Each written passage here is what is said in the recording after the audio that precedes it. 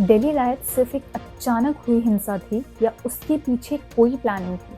और इसी सवाल के बीच उमर खालिद का नाम क्यों आया और अब सुप्रीम कोर्ट ने उस केस में क्या कहा है, आइए जानते हैं।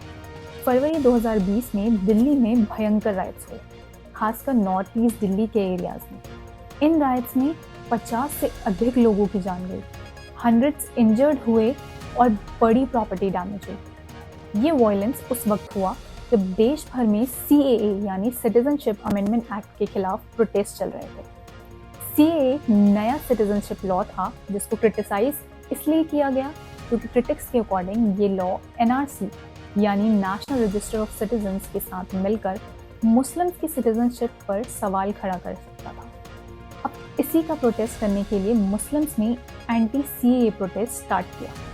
दिल्ली पुलिस के अकॉर्डिंग इस प्रोटेस्ट में कुछ लोगों ने प्लान तरीके से रोड्स ब्लॉक की, स्पीचेस के जरिए लोगों को भड़काया और यही प्रोटेस्ट राइट्स में बदल गया।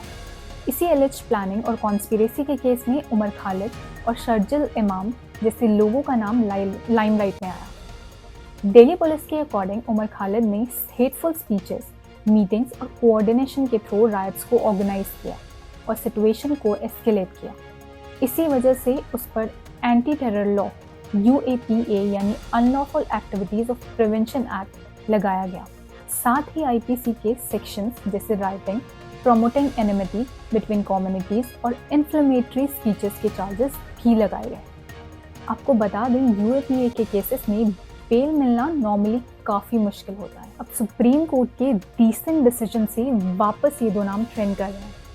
उमर खालिद और शर्जिल इमाम ने सुप्रीम कोर्ट में अपनी बेल रिक्वेस्ट डाली थी जिसको कोर्ट ने रिजेक्ट कर दिया है। साथ ही कोर्ट ने बाकी 5 आरोपियों गुलशिफा फातिमा, मीरा हैदर, शैफा उर रहमान, मोहम्मद सलीम खान और शदाब अहमद को बेल दे दी है। सुप्रीम कोर्ट के लेटेस्ट ऑर्डर के बाद फिलहाल उन्हें कोई रिलीफ नहीं मिला है। अब आगे का फैसला ट्रायल कोर्ट के दौरान होगा।